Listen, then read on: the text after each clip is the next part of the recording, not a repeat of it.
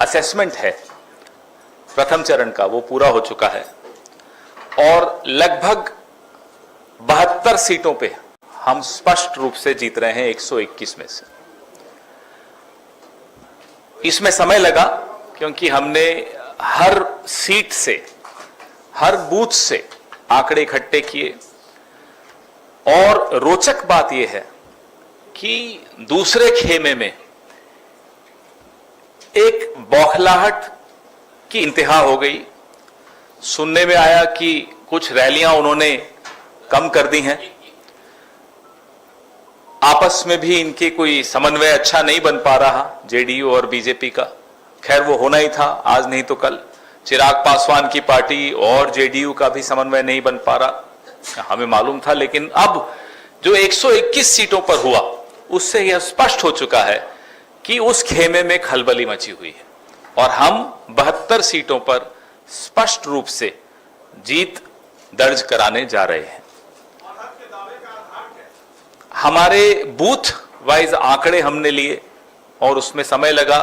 RJD वालों से भी हमने समन्वय बैठाया, उन्होंने अपने आंकड़े इकट्ठे किए और अभी हम कम करके बता रहे हैं क्योंकि जो आया आंकड़ा वो थोड़ा और ज्यादा था। लेकिन कंजूसी करना अच्छा रहता है, जब आशावादी रहो लेकिन कंजूसी से आशावादी रहना चाहिए। 72 में हमारे भी अच्छे हैं, चिंता मत कीजिए। पिछली बार का स्ट्राइक रिकॉर्ड हम तोड़ने वाले हैं, अच्छी तरह से तोड़ने वाले हैं।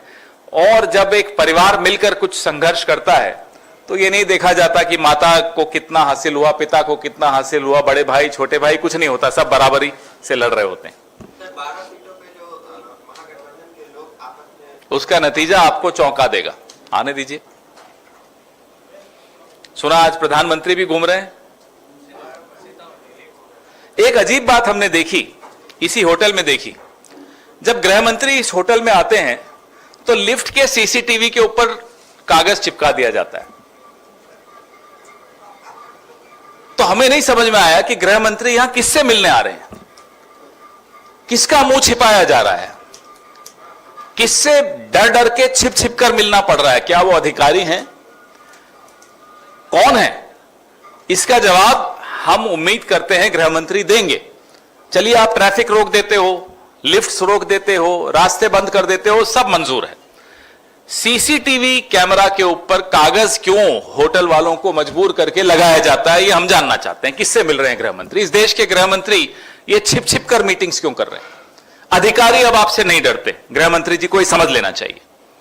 तो अधिकारी अगर आपसे मिल भी रहे हैं, हमारी जानकारी में रहता है वो अधिकारी हमें भी बता देते हैं कि साहब गृह मंत्री ने बुलाया, धमकाया, हड़काया, जो भी किया हमें बता देते हैं। सीसीटीवी के ऊपर, जो कि सुरक्षा के साथ, इस होटल में और लोग भी रह रहे हैं, उन सबकी सुरक्षा के साथ भी खिलवाड़ है। यह जानकारी हम उम्मीद करते हैं कि आप सब साथी अगली बार गृह मंत्री मुखातिब हो आपसे तो पूछिएगा कि आप ऐसे कौन सी मीटिंग्स करते हो जो आपको छिप छिप कर करनी पड़ती है, खुलकर क्यों नहीं करते मीटिंग्स, किससे डरते हो?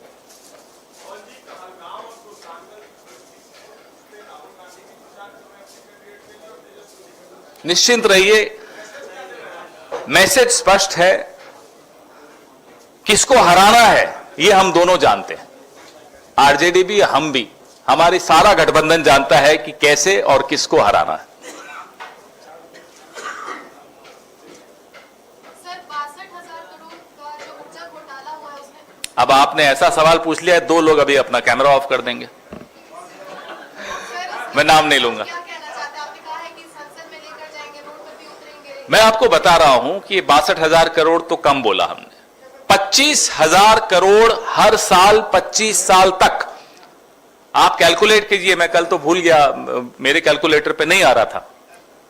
25,000 करोड़ 25 साल तक, 7 रुपए प्रति यूनिट बिजली बिहार के उपभोक्ता को खर्च करने पड़ेंगे।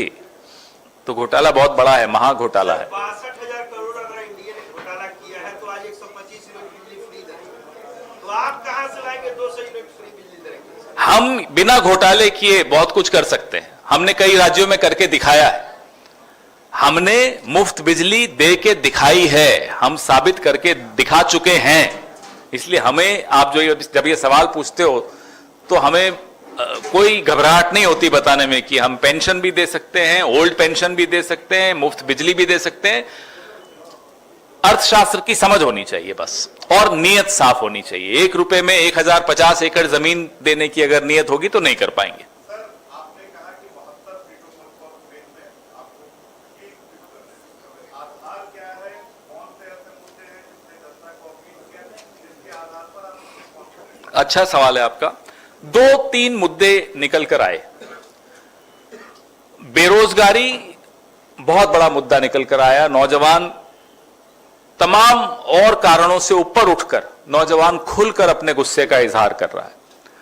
नंबर 2,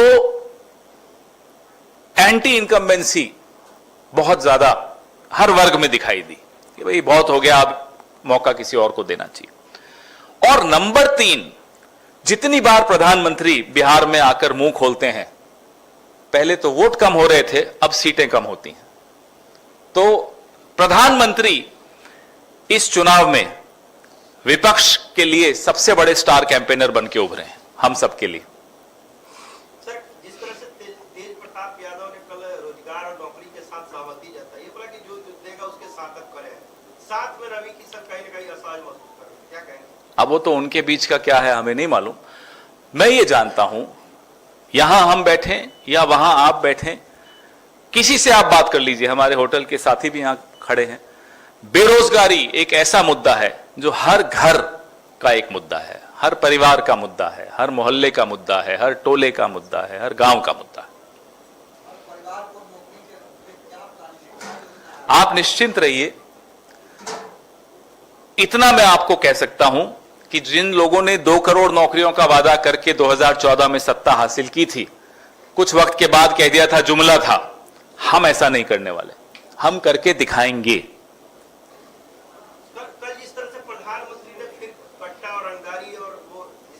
जिसकी जैसी भावना। अरे हम तो प्रधानमंत्री की बात सुनकर नीतीश बाबू को भी यह सलाह दे रहे हैं, ले जाइए एक आध कट्टा इनके, रखिए कनपट्टी पर, अपने आप को घोषित करवाइए मुख्यमंत्री। ऐसे नहीं करने वाले ये लोग। उनको वही भाषा समझ में आती है। अब गुजरात में वही भाषा इन्होंने चलाई, सत्ता में रहे, सत्ता में काबिज हुए। आपको तो किससे मालूम है, केशुभाई पटेल से लेकर और हरेन पांड्या तक के। क्यों मुंह खुलवाते हो हमारा? 14 केस हैं, 2-4 और हो जाएंगे, मत करो ऐसा। की बात करते हैं तो कि आप कट्टा ही सत्य बना के वहां तक पहुंच रहे हैं। इन लोगों की मानसिकता वैसी है, इस देश की मानसिकता वैसी नहीं है, इस देश की राजनीति की मानसिकता वैसी नहीं है।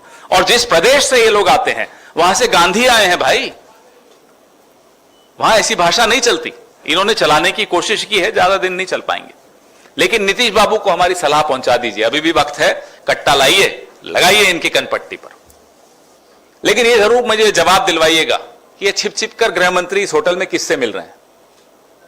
ये बड़ा महत्वपूर्ण है, मुझे मालूम है किससे मिल रहे हैं, लेकिन मैं चाहता हूं आप पता लगाइए। हमारे पास भी लिस्ट है कि किस किस से मिले।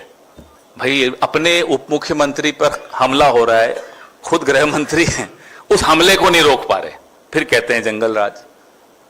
अपना प्रत्याशी गोली मार रहा है, जेल में बैठ गया बीच चुनाव के, फिर कहते हैं जंगल राज। गृह मंत्री को गुंडा राज क्या होता है हमसे ज्यादा वो ही जानते हैं। और इस देश में गुंडा राज क्या होता है अमित शाह से ज्यादा कोई नहीं जान सकता। उनका पूरा इतिहास उठा के देख लीजिए, उनका पूरा करियर उठा के देख लीजिए। इस देश का गृह मंत्री अच्छी तरह समझता है गुंडा राज क्या होता है और गुंडा राज कैसे किया जाता है। लेकिन यहाँ के उप मुख्यमंत्री तो ज्यादा समझ रहे हैं, वो अपने बयान में तो गुंडा राज सीधे कर रहे हैं।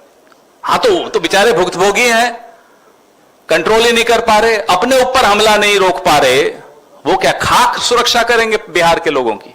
तभी तो यहां खेमका जी को मार दिया जाता है, अगवा किया जाता है लड़कियों को, 9 मर्डर होते हैं रोज।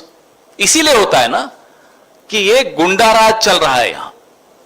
अब आप समझ लीजिए, ये हैं इस प्रदेश के उप मुख्यमंत्री जो अपने बॉडीगार्ड को कहते हैं फायरिंग कर लो, और फायरिंग नहीं करते तो क्या किस काम के बॉडीगार्ड हो, शायद ये भी बोला था उन्होंने।